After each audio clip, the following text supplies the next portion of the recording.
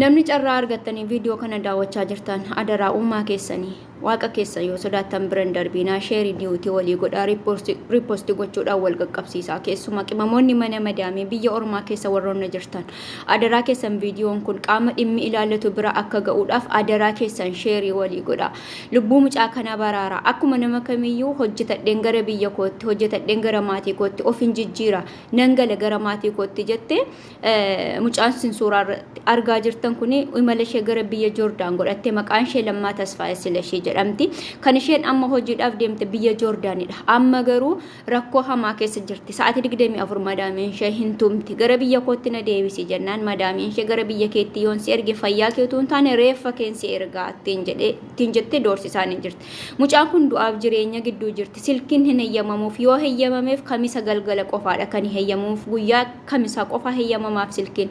Ijoolleen biyya Joordaan keessa jirtan embaasiin biyya Joordaan keessa jirtan lubbuu mucaa kanaa baraara. Lakkoobsi biiroo Itoophiyaa in jira, lakkoobsi madaamee jira, lakkoobsi biiroo kan isheen ittiin dhufte kan Joordaan illee in jira. Lubbuu mucaa kanaa baraaraa adaraa keessan maatiin biyyaa cinqeetti jira, gidiraa keessa jiran.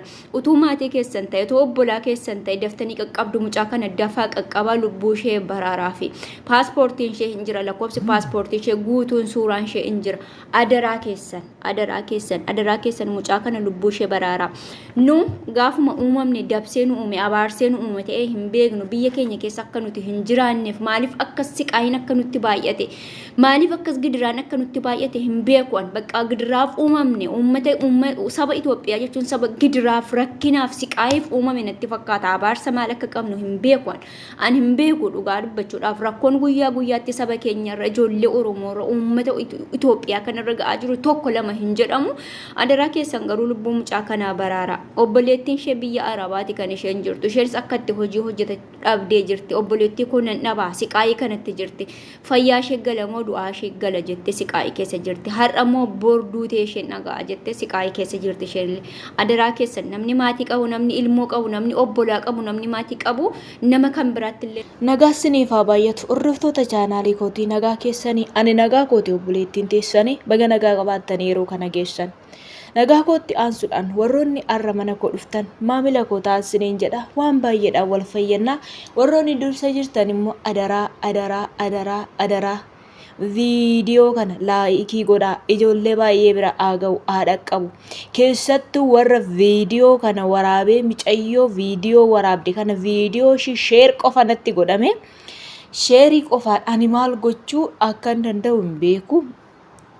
Sheeriidhaan osoo hin taane waan tokkotu jira beektoo obboloota koo viidiyoo nama tokko gaafa fiddanii sheerii gootan nama san jala seenaa viidiyoo nama gallakkisee sana lakkoofsa bilbila imbaasii lakkoofsa bilbila micayyoo gaafadha kan madaamii hin jirette micayyoon kun amma kan micayyoo horree hin jira guyyaa kamisaa qofa iyyamamaafi jette.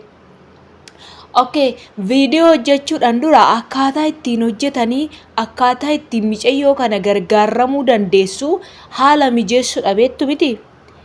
Micayyoo kana amma maaliin akka baasnu nu fakkeenyaaf amma lakkoofsi bilbila ishii na bira hin jiru.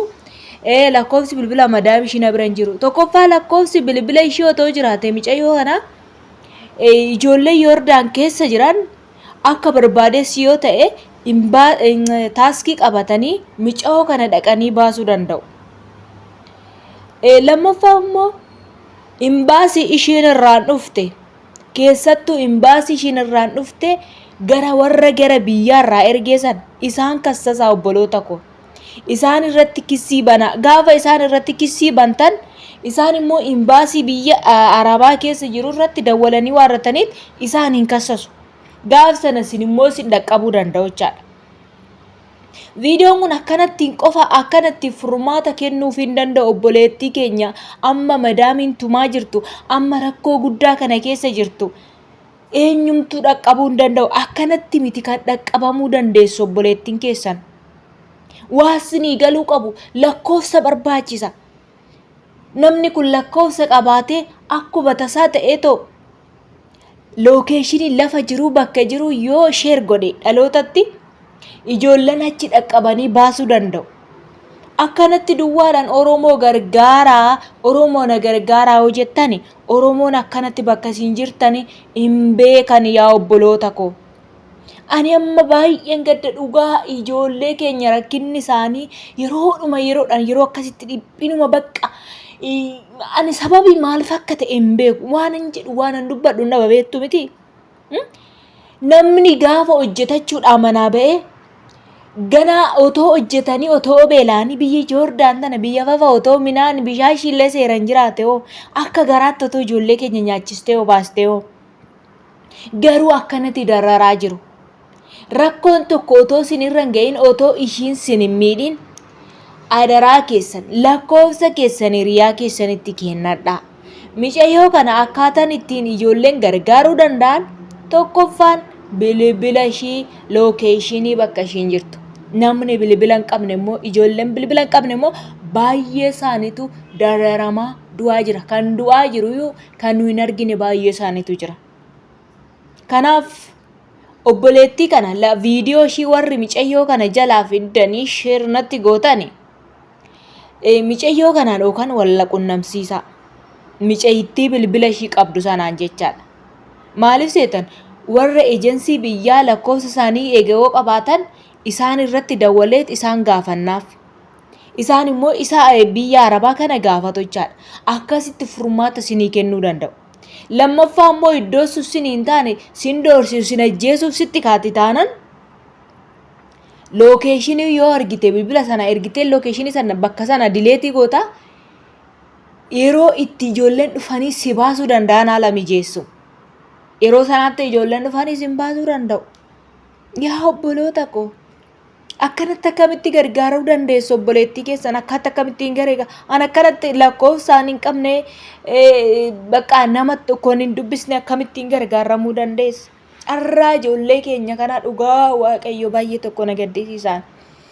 Bakka carrumti keenya kun maaliif akka ta'e hin beeku.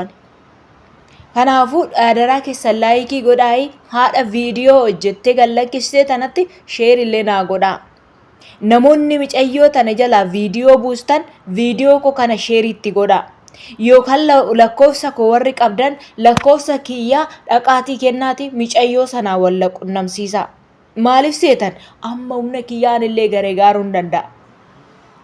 Tokkoffaa imbaasii biyyaatti lakkoofsa isaa argachuun barbaada. Lammaffaa imbaasii warra asii ani maarraa fuudha. Isaanii otoo warra biyya keessaa kasasanii isaan asii eenyoodhu malee nuyi dubbichaan gaafa nuyi akkasittiin isaan asitti dubbannu rakkoo guddaa ijoollee keenya irraan ka'uu danda'u. Rakkoo irratti rakkoo itti dabaluu dandeenya jechaadha. Kanaaf isa kanas isiniin jechuu barbaada. Rabbii dhumti isinaa eegu. Dhugaa marrimaan nu gubate garaan nu gubate biyya ormaa kana keessatti wanti ijoollee keenya irratti taa'aatii jiru jechaadha. Akkas isiniin jedha adaraa rabbi laayikii itti godha laayikii sheerii itti godha micayyittii sanatti micayyoo sanaa wal qunnamsiisaa isiniin jedha. Amma humna kootii obboleettii kiyya ishii rakkatte gargaaruun barbaada. Anillee isiniin jechuun barbaada. Hordoftoota chaanaalii kootii waan dhaggeeffattaniif galatooma laayik sheer gochuun dagatinaa isiniin jedha. Roon alaa dhuftan immoo maamila ta'a adaraa keessan lakkoofsa bilbila walii keessanii qabadhaa turtii gaarii.